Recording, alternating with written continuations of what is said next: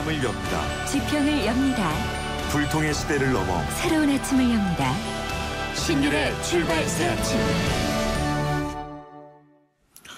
신율의 출발 새 아침 3부 순서 광고 듣고 오겠습니다. 디자인 좀 아시는 분이라면 천연 가죽의 부드러운 감성과 인체공학적 디자인이 만들어내는 완벽한 그립감의 가치를 아실 겁니다. 이제 스마트폰에서도 See the great, feel the great. LG G4. 차오가 같네. 차오가 같아. 2588 2588 2588 2588이 왜 차오가 같냐고요? 고객님 제발 한 번만 눌러서 확인해 주세요. 왼쪽 오른쪽 차오가 완전 같은 대리운전 번호죠? 응답하라 응답하라 2588 2588 응답하라 2588.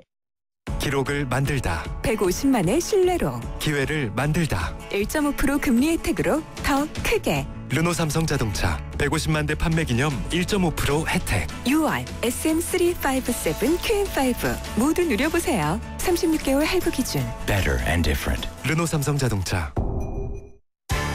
신율의 출발 새 아침. 아동 청소년 성보호법, 약칭을 해서 이걸 아청법이라고 그러더라고요. 저도 어제 처음 알았는데 이 아동 청소년 성보호법에 관한 헌법재판소의 판결이 어제 있었습니다. 성인이 미성년자를 연기한 음란물도 처벌의 대상인가에 관한 내용이었는데요. 헌법재판소의 결정, 처벌의 대상이 된다. 이거였습니다. 그런데 이걸 둘러싸고 갑론을박이 이어지고 있는데요. 어떤 내용인지 전문가와 함께 자세히 알아보겠습니다. 법무법인 20의 양홍석 변호사 전화 연결돼 있습니다. 양 변호사님 안녕하십니까? 네, 안녕하십니까? 예. 어제 이제 판결 현장에 계셨죠, 그죠? 네네. 예. 어제 판결의 결정이죠. 헌법재판소는 죄송합니다. 네. 결정 현장에 계셨는데 헌법재판소가 합헌으로 결정난 부분, 요거 좀 구체적으로 좀 설명해 주시죠, 일단. 예, 지금 어제 결정 같은 경우에는요, 두 가지 부분에 대해서 판단이 있었습니다. 첫 번째는 영화나 동영상 같은 실사 영상물에 대한 부분하고 예. 웹툰이나 애니메이션 같은 가상 표현물에 관한 부분이 있는데요. 예. 먼저 실사 영상물에 관한 부분은 재판관 전원이 아동 청소년 영업난물에 해당이 된다라고 보는데 일치된 의견을 내셨고, 예. 가상 표현물 부분에 대해서 이제 재판관 5분은 합헌, 재판관 4분은 위헌 의견을 내셨습니다. 어허. 그래서 이제 지금 어제 결정 이후로 이제 뭐 은교 같은 이제 실사 영상물에 대해서도 처벌이 되는 것이 아니냐 이렇게 생각을 많이 하시는데요. 근데 이게 헌재 결정 취지만 보면 좀 그렇게 오해하실 수도 있는데, 작년 9월에 대법원에서 이제 성인 배우가 교복 등을 입고 이제 성행위 등을 하는 성인 음란물을 아동 청소년 영업난물로 볼지 여부에 대해서 정확한 기준을 한번 낸 적이 있습니다. 그래서 대법원 판례에 따르면은 성인 배우가 교복을 입고 성행위 등을 하는 성인 음란물은 아청물로 볼 수 없다는 기준을 세웠습니다, 이미. 그렇기 때문에 이 대법원 판례하고 헌재 결정하고 조화롭게 해석을 하게 되면은 그냥 은교 같은 정도의 영상물을 처벌하는 형태로 헌재 결정을 좀 오해하시면 안 될 것 같습니다. 저는 그거 법학자도 아니라서 잘 모르는데 대법원의 판결과 헌법재판소의 결정 어떤 게 우위라고 볼 수 있죠? 어느 게 우위다 이렇게 말씀드리긴 좀 어려울 것 같은데요. 서로 이제 각각 이제 헌법 해석의 최고 기관이고 형벌이나 아니면 다른 어떤 그 법률의 해석의 최고 기관이기 때문에 서로 존중해야 된다는 생각이 듭니다. 근데 현실적으로 대법원에서 낸 기준에 따라서 그 법원에서 재판이 이루어지고, 결국에는 법원에 재판하는 기준에 따라서 그 형사사법 집행기관인 경찰이나 검찰도 법 집행을 하기 때문에 사실상 대법원의 해석 기준을 무시하고 헌재 결정만으로 이것이 처벌 대상이 된다 이렇게 볼 수는 없거든요. 그래서 헌재가 이런 식으로 합헌 결정을 한 이유도 대법원에서 이미 작년 9월에 범위를 상당히 좁힌 해석론을 펼쳤기 때문에 이런 상태라고 하면은 합헌을 해도 큰 문제가 없구나 이렇게 아마 판단하신 것이 아닌가라는 생각이 듭니다. 근데 웹툰 같은 경우에요. 네. 예? 합헌이 5명, 위헌이 4명 그렇게 갈렸다고 그러셨는데 그죠? 네네. 그럼 이거는 어떻게 되는 거예요? 이제 어제 헌재 결정에서 사실은 의미 있는 부분이 이 가상 표현물 부분인데요. 예.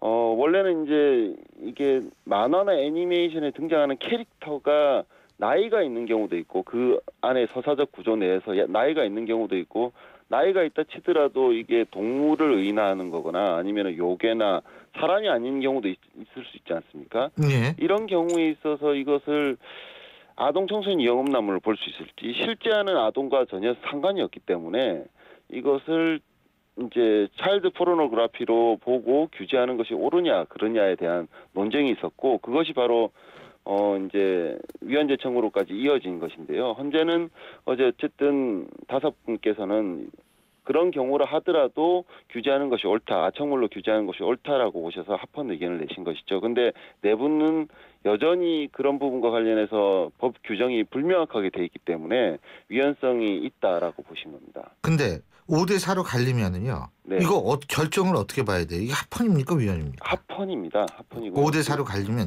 다수결이군요, 이것도. 위헌 결정은 여섯 분이 필요한데요. 정수가. 5분이 합헌, 4분이 위헌이니까. 그러니까 예. 합헌이군요. 예, 그렇습니다. 그러니까 전부 다 합헌이 된 건데. 근데 우리가 상식적으로 생각할 때 말이에요. 네.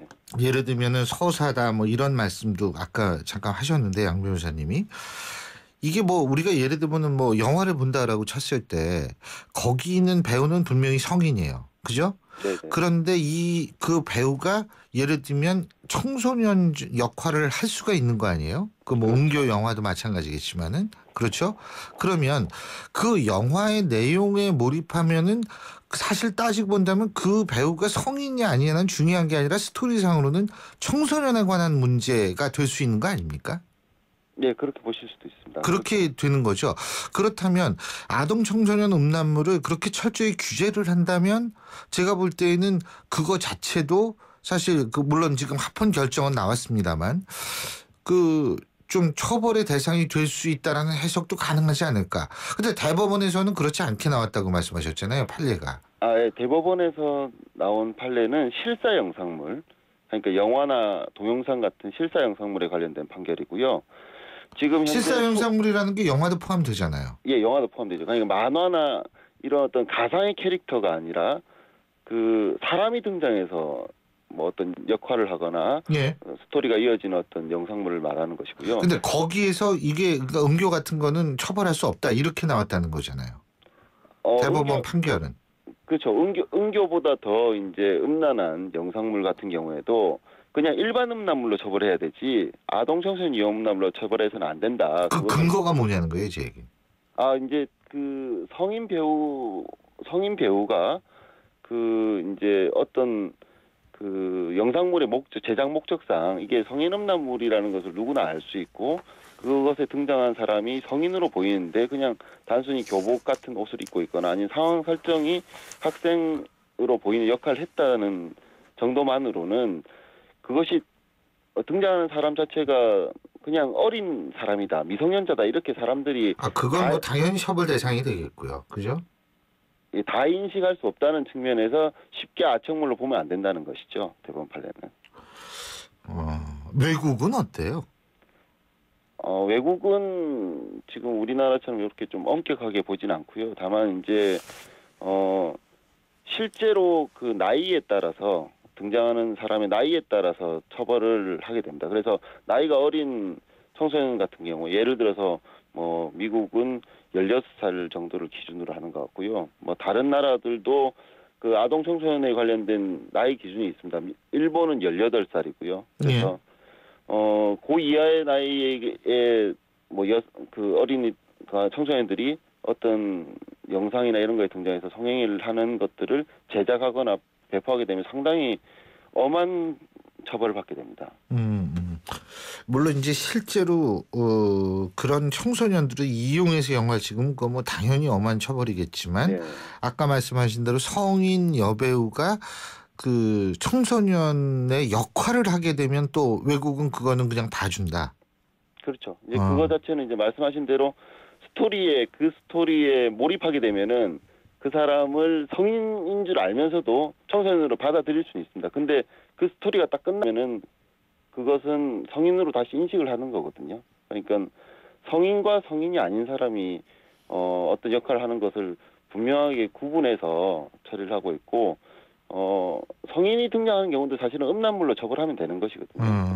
이건 차일드 포르노그래피 규제는 음란물 규제하고는 다른 목적, 그러니까 실제로 등장하는 어떤 아동의 성착취나 성학대를 방지하기 위한 목적이기 때문에 좀 다른 규제 목적이 있다는 측면에서 실제 아동이 등장해야지만 이런 규제를 하겠다는 것이 외국의 어떤 그 처벌례죠.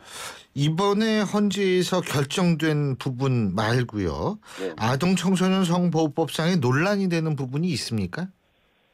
지금 아청법상 처벌을 받게 되면요. 예. 그 20년간 신상 등록이 되고 10년간 일정한 뭐 교육기관이나 이런 데 취업 제한이 되게 돼 있습니다. 근데 이것이 이제 그냥 단순히 그냥 성인 애니메이션 한 편을 그냥 업로드한 것으로만으로 부담하기엔 너무 큰 불이익이라는 어떤 지금 지적이 있고요. 그래서 한순간의 실수 때문에 20년간 신상 등록이 되고 10년간 취업 제한이 되는 어떤 불이익이 좀 과한 것이 아니냐.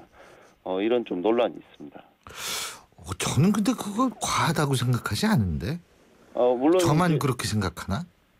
이제 보시면 아시겠지만 예를 들어서 뭐 성인 만화 같은 거 있지 않습니까? 성인 만화인데 등장인물이 예를 들어 춘향전 같은 경우에도 등장인물 춘향이는 아동 청소년이거든요. 예.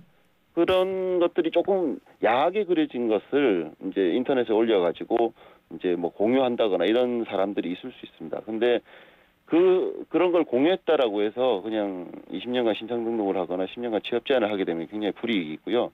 특히나 만화 같은 경우에는 그냥 만화책 있지 않습니까? 만화책은 일반 음란물입니다. 근데 만화책을 스캔하게 되면은 이게 지금 현행법상 아동 청소년 이용 음란물이 되는 것이거든요. 똑같은 만화라 치더라도.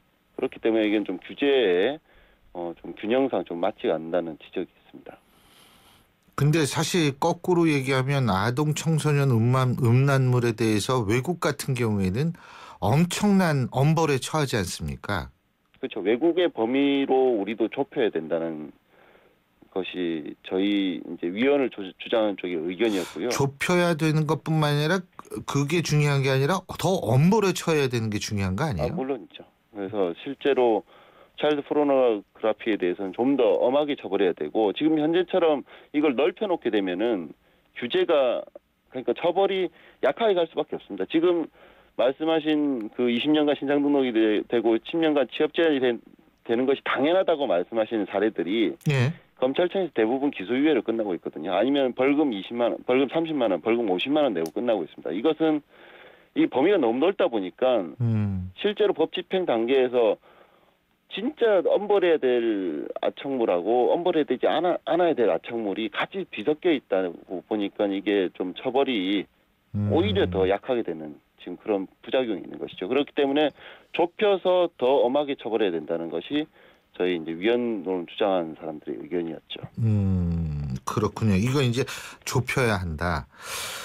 알겠습니다. 근데 어쨌든 뭐 갑자기 은교 얘기가 전 나와서 이게 왜 나왔나 그랬더니 은교는 뭐 특별히 문제는 없을 것 같습니다. 예, 어제 그 헌법재판소 결정 때문에 그렇군요. 예, 잘 알겠습니다. 오늘 말씀 잘 들었습니다. 고맙습니다. 네, 감사합니다. 예, 지금까지 법무법인 20의 양홍석 변호사였습니다. 신율의 출발새 아침 오늘 순서 시작합니다.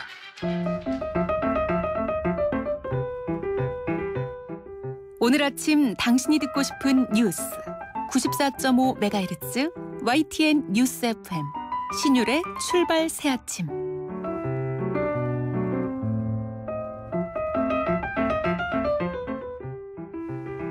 요새 텔레비전을 틀면은 이른바 먹방이 참 많이 보입니다. 그리고 이렇게 겉으로 쫙 보면 거기 나오신 요리사분들 정말 화려하고 정말 아주 부럽고 이렇게 생각하는 사람들이 많죠. 저도 물론 마찬가지인데요. 하지만 이분들이 거기까지 올라가기엔 상당히 힘든 과정이 있었던 것 같습니다. 그래서 바로 인터넷 카페 요리사를 꿈꾸는 사람들의 운영자를 연결해서 지금 일반 요리사분들이 굉장히 좀 힘든 상황에 처해 있다고 하는데 어떤 힘든 상황인지 한번 직접 인터뷰를 해보겠습니다. 그런데 어쨌든 인터뷰 대상 보호를 위해서 익명으로 인터뷰를 하겠고요. 한 가지 또 분명한 점이라는 것은 이것은 일방적인 주장일 수 있다는 점입니다. 그렇기 때문에 저희가 반대쪽 되는 의견도 반드시 들어보도록 하겠습니다. 나와 계시죠? 예, 안녕하세요. 요리사로 일하신 지 얼마나 되셨어요? 올해 만으로 5년 됐습니다. 5년 되셨어요? 뭐 예, 예. 중식, 일식, 한식 뭐 이 중에서 어떤 게 전공이세요? 저희 중식으로 전공하고 있습니다. 지금 그러면 어디서 일하고 계세요? 이거 구체적인 저 상호명이나 이런 거 필요 없습니다. 예, 네. 모 호텔에서 근무 중이고요. 그렇군요. 호텔 요리사로 근무하고 있습니다. 그렇군요. 예. 근데 맨 처음에 그럼 중식은 어디서 배우셨어요? 중식은 학교에서 배웠습니다. 학교에서. 예. 그러고 이제 호텔에 취직을 하셨군요. 그죠? 예, 그렇죠. 지금 비정규직이세요? 정규직이세요? 지금은 정규직입니다. 그러시구나. 예. 맨 처음엔 비정규직으로 일하셨을 거 아니에요? 예, 그렇죠. 처음 인부서 측에서 이제 정규직까지. 그러면 올라오게 비정규직으로 몇 년 일하셨어요? 한 2년 정도 일했습니다. 2년. 예. 그러면은 이제 그 2년이 끝난 후에 정규직으로. 그러니까 예, 2년 동안은 보조를 하시는 거죠, 그죠? 그렇죠. 그리고 이제 보조를 하다가 정식 셰프는 아니지만 정식 직원이 되는 거죠. 예, 정식 직원 됐습니다. 그러면 셰프가 되기까지는 얼마나 시간이 걸립니까? 보통 개인 역량에 따라 다른데 한 10년에서 15년 걸립니다. 10년에서 15년. 예. 그러면은 앞으로 한 10년, 5년에서 10년 더 걸리시겠네요, 그죠? 그럼 뭐 제 능력에 따라 다르겠지만 평균이 그렇습니다. 예. 하루에 얼마나 일하세요? 저는 보통 8시간 일하는데요. 네. 이게 호텔이라서 이제 가능한 거지. 이제 일반 레스토랑은 한 12시간에서 13시간 근무하는 근데 걸로 알고 있어요. 예. 제가 잘 이해가 안 되는 게요. 예. 이게 식당이라는 것은 점심 저녁 때가 제일 바쁘잖아요. 그렇죠. 근데 그게 12시간에서 13시간 일할 만한 그게 일이 그렇게 많나요? 예, 아침 준비할 때 미리 한 2-3시간 준비하고 저녁 준비할 때 2-3시간 준비하고 이것저것 정말 손이 가는 일이 많아요. 식당이라는 게. 준비를 하는 시간까지 예. 하기 때문에 그렇군요. 예. 그러면은 요리사 분들은 뭐 잡수세요? 그거 사실 굉장히 궁금해 하시는 분들이 많거든요. 그 기업에서 일한다면 기업에서 이제 식당 운영하는 식당밥을 먹고요. 직접 하신 거 잡수시지는 않는구나. 그죠? 그 일반 레스토랑 같은 경우는 이제 셰프물이라 해가지고 이제 그 주방 내에서 만드는 식재료 가지고 음식을 만들곤 합니다. 근데 예. 그래서 12시간 정도 저거 하면 출근을 굉장히 일찍 하나요? 아니면 퇴근을 늦게 하는 건가요?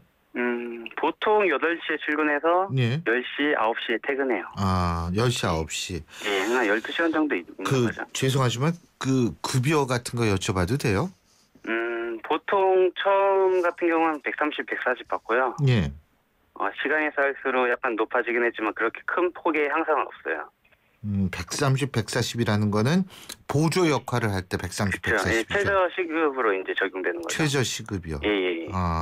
근데 이 보조하면은 일을 더 많이 근무 시간이 더 길게 되나요? 아무래도 초보 요리사는 이제 일에 익숙치 않아서 이제 1시간 일찍 출근해서 1시간 늦게 퇴근하는 경우가 이제 허다하죠. 그렇군요. 예. 이거 참 그런데 일반 레스토랑에서 일하는 기준으로 말씀하시는 거죠? 그러니까 지금 말씀하시는 거예요. 예. 그죠? 근데 일반 레스토랑에서 실력을 인정받아야지 호텔로 취직하는 거 아닙니까? 아니요. 처음 이제 경로부터 다른데요. 예. 보통 이제 호텔 요리사로 취업하면 계속 호텔 요리사로 가는 경우가 많고요. 예.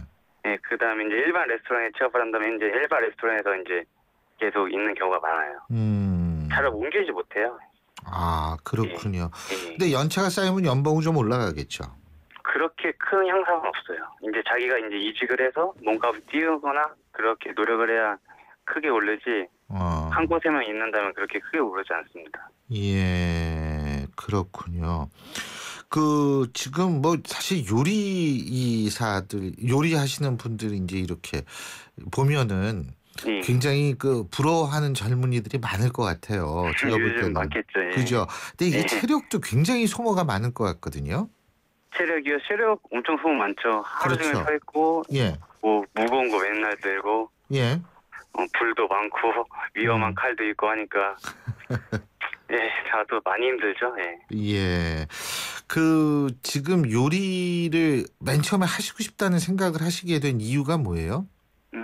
처음에 저는 우연치 않게 레스토랑에 아르바이트를 하면서 시작했습니다. 아. 예. 그러다가 이제 요리하는 걸 보시고 요리사가 돼야겠다라고 생각을 하신 거군요. 예, 이제 먹는 문화와 환경이 너무 좋았어요. 저한테는. 예. 아, 후회되시는 일은 없으세요? 후회는 안 해요. 정말 행복해요. 예. 예, 그렇군요. 근데 뭐 지금 스타 셰프도 되시고 싶으시겠네요, 그러면. 저는 좀 다른 길을 택하고 싶고요. 스타 셰프는 이제 그것도 재능이니까 전 그런 재능이 없다고 봅니다. 어떤 재능이 필요하다고 보세요? 약간 이제 언변 능력도 있어야 되고 예. 이제 비주얼적인 그런 이해와 재능이 있어야 된다. 아니 이게 전화를 해서 제가 비주얼을 못 빼서 그렇습니다만 예? 아니 왜 자학하고 그러세요? 예. 회사원 셰프들 잘생겼잖아요. 아, 예. 저 요리사 지망하는 사람들이 점점 늘고 있습니다. 예, 예. 이런 분들한테 조언을 한다면 어떤 조언을 하시겠어요? 먼저 지금 본인 노력이 정말 많이 필요한 것 같아요. 뭐 처우지만 본인 능력이 갖춰져야 나중에 인정받는 게 셰프라고 생각하고요. 예. 뭐 상황이 안 좋다고 하지만 그래도 본인이 많이 노력했으면 좋겠어요. 그 상황을 깰 수 있는, 극복할 수 있는. 예. 그게 지금 사실 이 보조 아까 100만 원 좀 넘는 돈 받는다고 그러셨는데 요새요 솔직한 얘기로 그런 급여를 받고 일을 하는 대졸자들이 무지개 많습니다.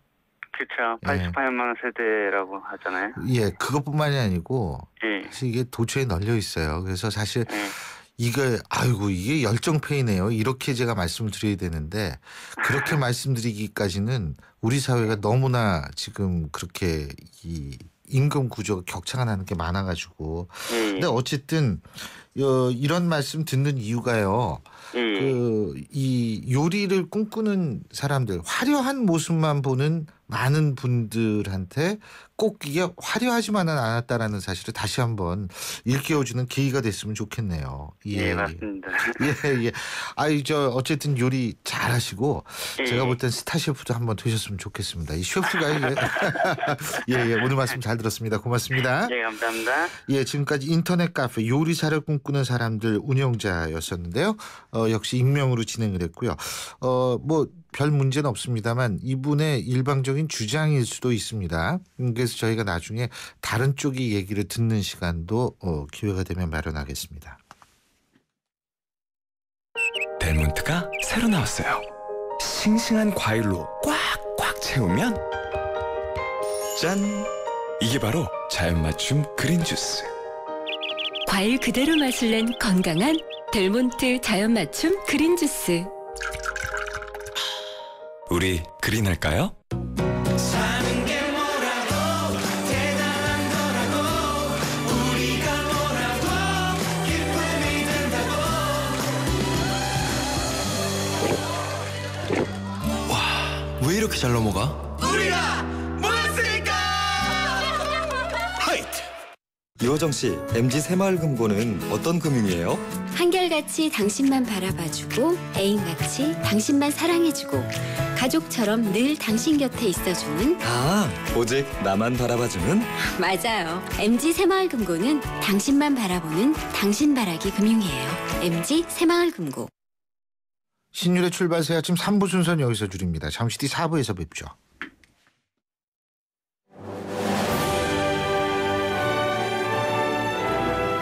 (2015년) 올 여름 영국 옥스퍼드에서 개최되는 국내 유일한 영어 캠프를 만나보세요. YTN 라디오가 주최하는 옥스퍼드 영어 캠프는 자녀들의 영어 실력을 한 단계 끌어올려드립니다. 캠프가 끝난 뒤에는 서유럽 투어의 기회도 누리실 수 있습니다. 영국 옥스퍼드에서 체험하는 YTN 옥스퍼드 영어 캠프. 자세한 문의는 웹사이트 ytncamp.com이나 02-723-0550에서 확인하실 수 있습니다.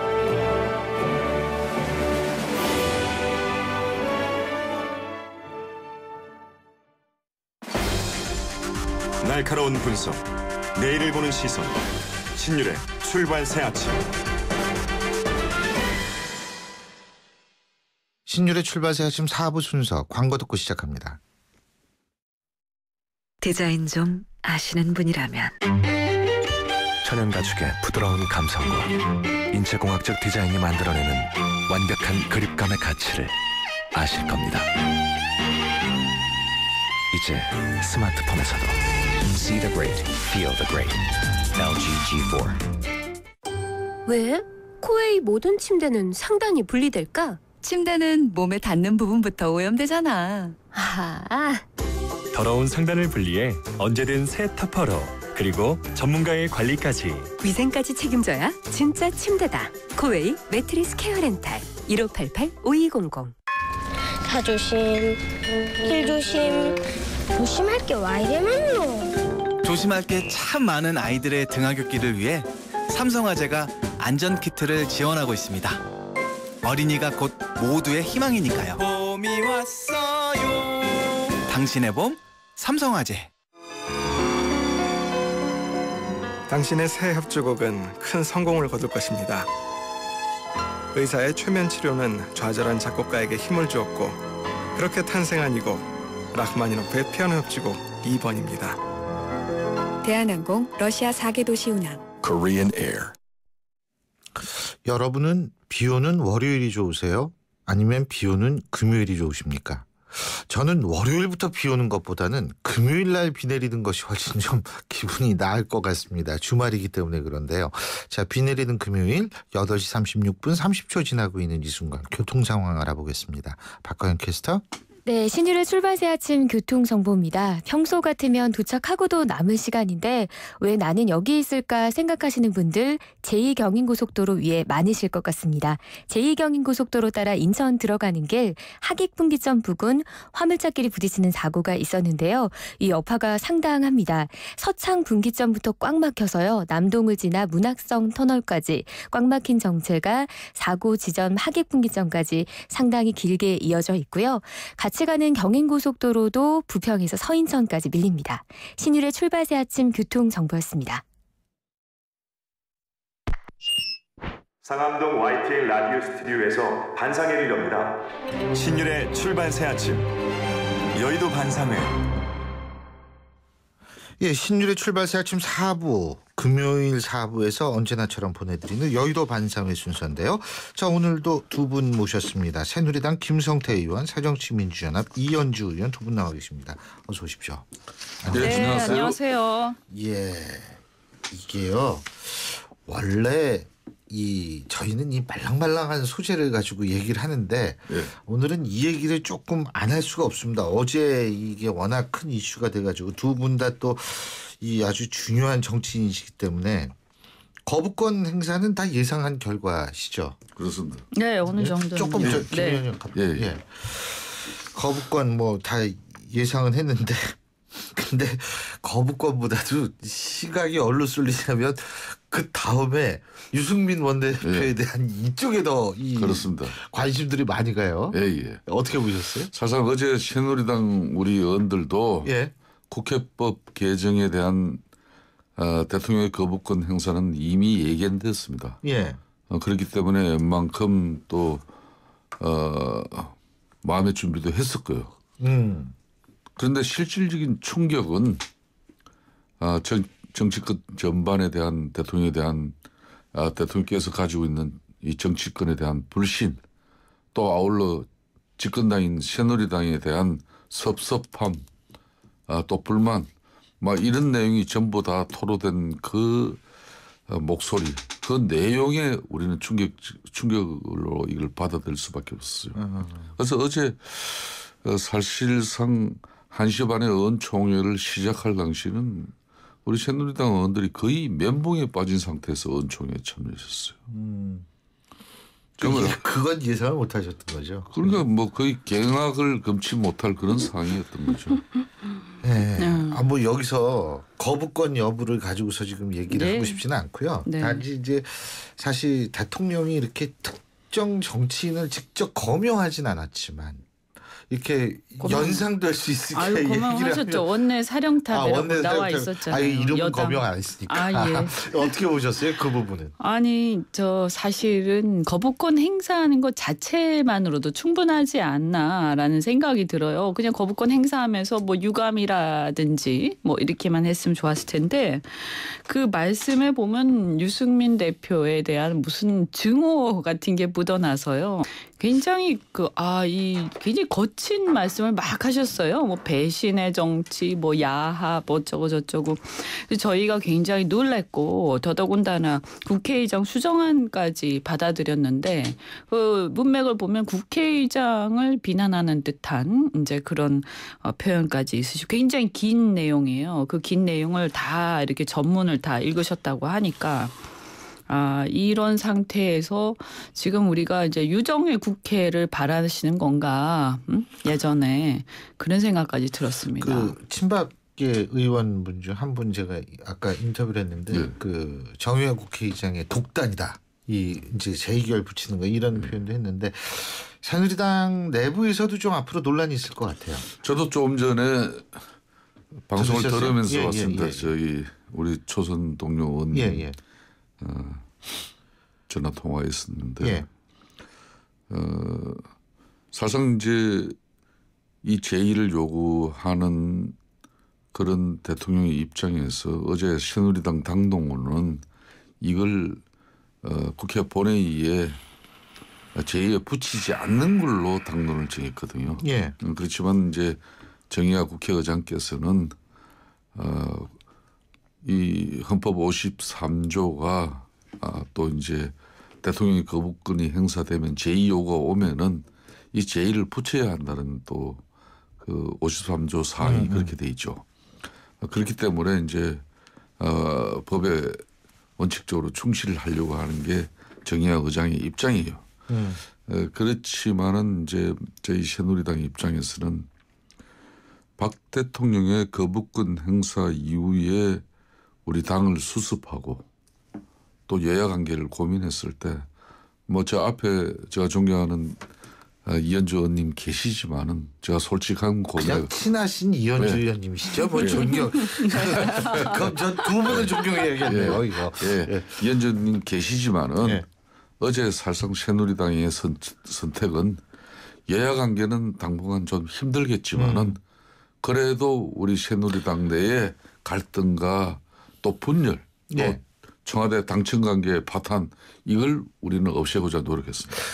저는요 솔직한 얘기로 어떤 생각이 드냐면 정의화 국회의장이 이게 제의에 안 붙일 수가 없어요. 왜냐하면 본인이 중재를 했기 때문에 이게 다시 왔는데 본인이 그냥 깔아뭉개고 있을 수는 없는 입장이죠. 본인의 체면도 있으니까. 그래서 저는 그냥 뭐냐면 대통령이 거부권 행사하는 것도 법에 정해진 사안이고 국회의장이 이걸 제의견에 붙이는 것도 헌법에 보장된 권한이고 각자 그냥 권한대로 가가지고 결과를 그냥 하면 되는 거 아닌가라는 생각도 들어요. 이게 하도 복잡하니까. 네, 맞습니다.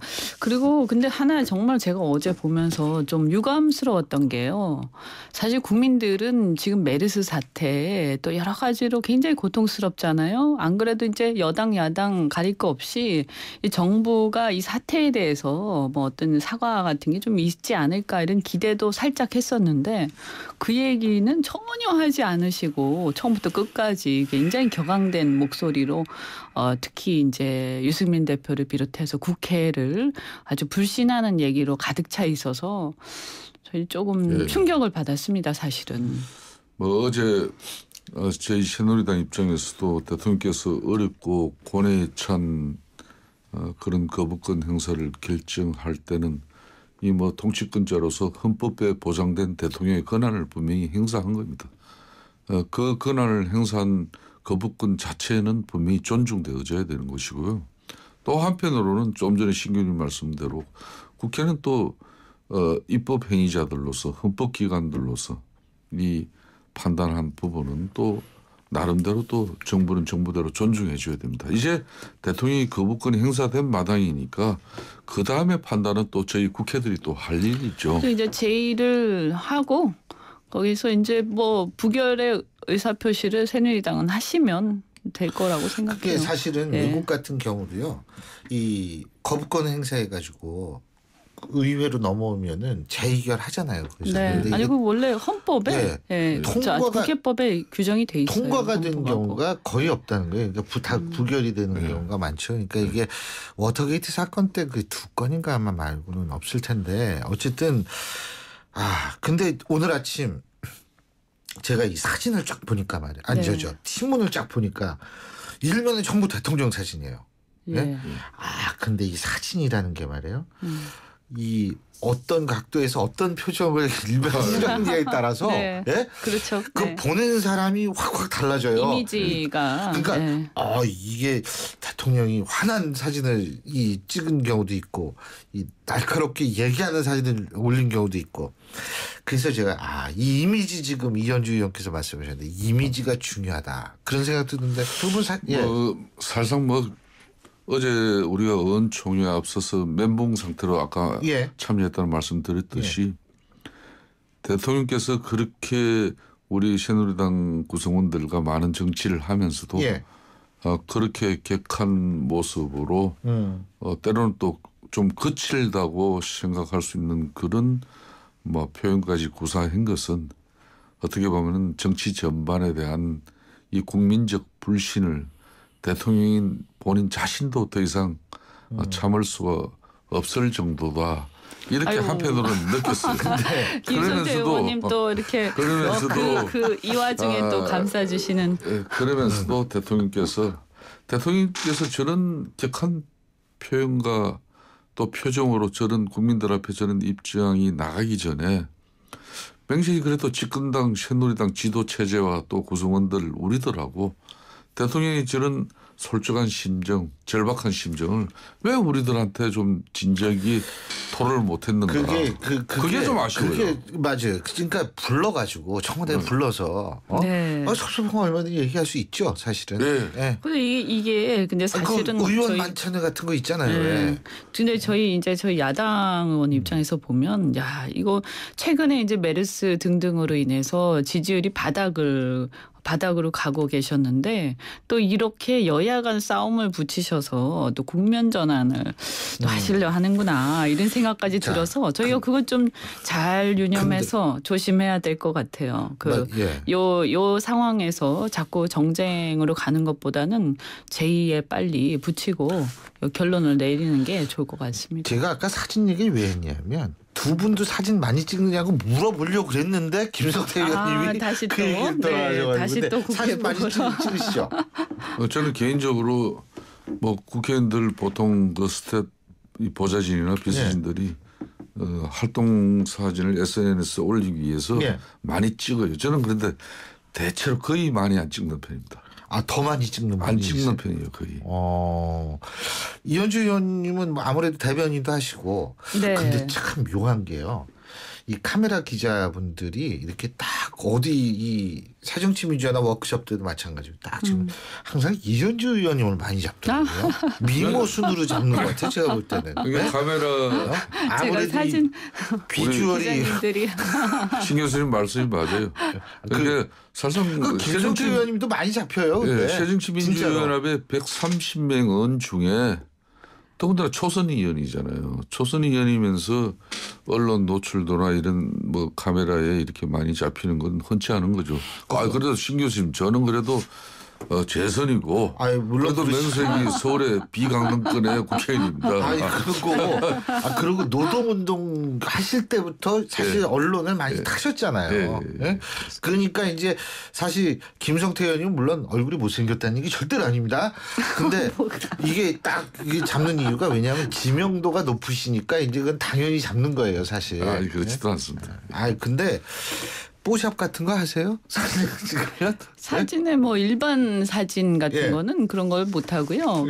예를 들어서 이제 아주 중요한 사진 이렇게 포스터라든지 이렇게 그 정면 사진 같은 거 이렇게 딱 이 포즈 잡고 나올 때 그런 것들은 이제 알아서 거기 사진 스튜디오 같은 데서 좀 해줍니다. 근데 제가 좀 여쭤보는 게 이제 카메라 딱 돌아가는 거 사실 알잖아요. 그러면은 얼짱 각도라고 아시죠? 내가 어느 쪽으로 나오는 게 제일 좋은 거. 실제로 제가 이 자리에서 누군지 밝히지 못하겠는데 어떤 유명 정치인이세요. 이분은 카메라가 딱 좀 나 이 자리에 안 앉고 반대쪽에 앉겠다고. 왜냐하면 남자분이에요, 남자분. 그 각도가 이쪽보단 내가 이쪽이 훨씬 잘 나온다. 네. 그리고 심지어 MC는 저한테 물어보는 경우도 있어요. 이쪽이 내가 나오는 게 나요? 이쪽이 나오는 게 나요? 그러면은 저는 양쪽 똑같은데요? 이렇게 얘기를 하고 싶지만 뭐 이쪽이 더 나은 것 같습니다라고 얘기하지 어떡하겠어요? 나는 대강 누군지 알 것 같아요. 그래요? 저는 제 짐작이 누구신지 지금 제주지사하고 있는 원희룡 지사도 그러셨어요. 원지사는 아니에요. 원지사도 제가 뵀을 때는 그런 모습은 못 봤는데.